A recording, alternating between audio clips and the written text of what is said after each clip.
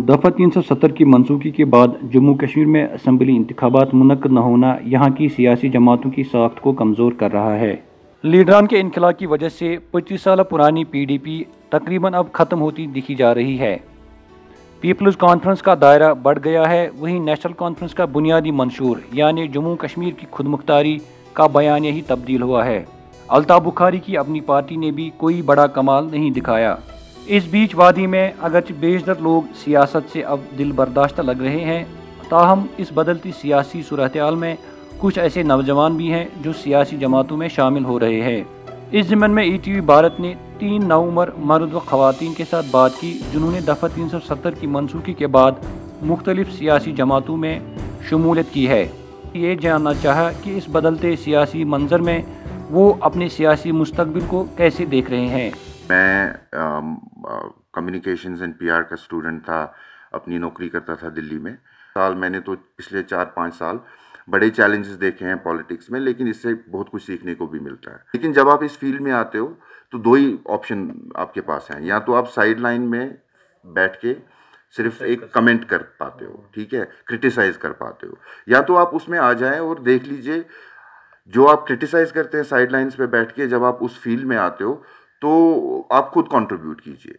तो मैंने सोचा कि मैं साइड पे बैठ के क्रिटिसाइज नहीं करूँगा, मैं इस फील्ड में आके अपनी कंट्रीब्यूशन करूंगा जिस तरीके से भी हो पाए, जितनी भी हो पाए। यहाँ पर फैमिली रूल ज़्यादा चलता था, तो लोगों को पहले ही तसल्ली हो गई थी इन लोगों की, क्योंकि पहले बाप चीफ मिनिस्टर होता था, फिर उसका बेटा होता था, फिर उसका पोता होता था।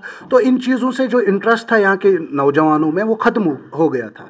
लेकिन आज की बात अगर हम करें, 370 के बाद की अगर हम बात करें, तो वो नौजवान पॉलिटिक्स ज्वाइन कर रहे हैं जिनका बैकग्राउंड पॉलिटिक्स के साथ बिल्कुल भी नहीं है। जो पढ़े लिखे नौजवान है, जो कौम की खिदमत करना चाहते हैं, लोगों की खिदमत करना चाहते हैं और अपने देश के लिए काम करना चाहते हैं, वो लोग पॉलिटिक्स में आना चाहते हैं और आ रहे हैं। अक्सर लोगों ने मुझसे सवाल किया कि अब तो हम UT हैं, जो पॉलिटिशियंस यहाँ पे आए हैं वो भी निकल रहे हैं, आप पॉलिटिक्स में क्या करने आई हो।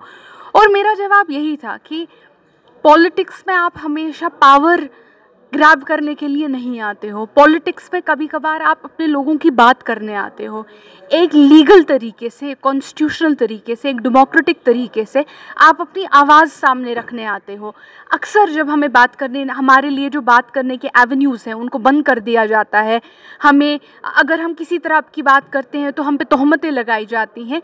एक पॉलिटिकल वॉइस जब हम लोगों को मिलती है, हम आवाम की बात कर सकते हैं। ये नौजवान जम्मू कश्मीर के नौजवानों के मसाइल के हल ढूंढने की चाह से सियासी जमातों में शामिल हुए हैं, लेकिन क्या कश्मीर की सियासी बिसात पर ये जवान अपने जौहर बिखेर पाएंगे। ETV भारत के लिए श्रीनगर से मीर फरहत की रिपोर्ट।